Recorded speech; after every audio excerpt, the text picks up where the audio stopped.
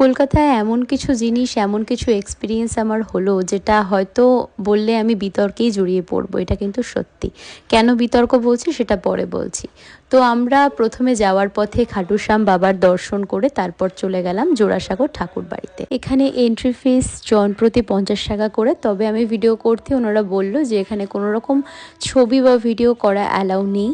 তো তার জন্য আমরা টিকিট কাটলাম, আর তারপর ওনারা বললো যে 50 টাকা করে আমাকে আরও একটা টিকিট কাটতে হবে। আর এখানে মিউজিয়ামে ঢোকার সময় সবার ফোন কিন্তু সুইচ অফ করে জমা রেখে তারপর ভেতরে যেতে হয়।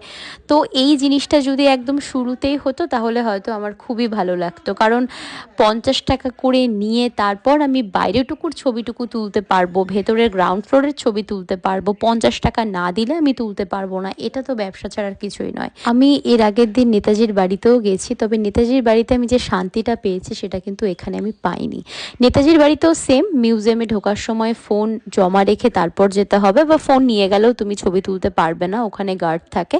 তবে ওখানে এরকম কোনো রুলস নেই যে তুমি গ্রাউন্ড ফ্লোরের বাইরে থেকে ছবি তুলে তোমাকে টাকা দিয়ে ছবি তুলতে হবে, না হলে তুলতে পারবে না, এরকম কিন্তু কোনো ব্যাপার ওখানে নেই। আর ওখান থেকে ঘুরে এসে আমি যখন ইউটিউবে সার্চ করলাম, আমার তো পুরো চক্ষু চড়ক গাছ। এরকম বহু ভ্লগার, বহু ইউটিউবার রয়েছে যারা কিন্তু জোড়াসাঁকোর ঠাকুর বাড়ির পুরো ভিডিও করে পোস্ট করেছে, মানে ভালো করে ভিডিও করে দেখিয়ে আমি জানি না তারা কিভাবে ভিডিওগুলো করলো আর কিভাবে পোস্ট করলো, এইগুলো আমার সত্যিই জানা নেই। যাই হোক, আমি কোনো ভিডিও ঠিকঠাকভাবে করতে পারিনি। তো সেখান থেকে আমরা চলে গেলাম সোজা বিশ্ব বাংলা গেট। বিশ্ব বাংলা গেটের একদম পাশে ইকো পার্ক। আর ইকো পার্কে গিয়ে পুরোটা কিন্তু আমরা ঘুরতে পারিনি, কারণ অনেকটা বড় ছিল ইকো পার্কটা। তো শুরুতে এরকম একটা বুদ্ধ টেম্পল ছিল, সেখানে ভেতরে আমরা বেশ কিছু ছবি তুললাম, একটু সময় কাটালাম। আর এখানে গিয়ে আমার এমন কিছু জিনিস আমার এক্সপিরিয়েন্স হলো যেগুলো একদম আমার জীবনের সাথে রিলেটেড। যেমন এখানে যতগুলো পরিমাণ তোমরা বাস দেখতে পাচ্ছ, তার থেকেও বেশি পরিমাণ বাস আমি আমার জীবনে খেয়েছি, কাছের মানুষের কাছ থেকে, আত্মীয় স্বজনের কাছ থেকে, পরিবার পরিজনের কাছ থেকে। বাট তবুও আমি সোজা হইনি, সময় লাগবে। যাই হোক, জোকে পার্ট।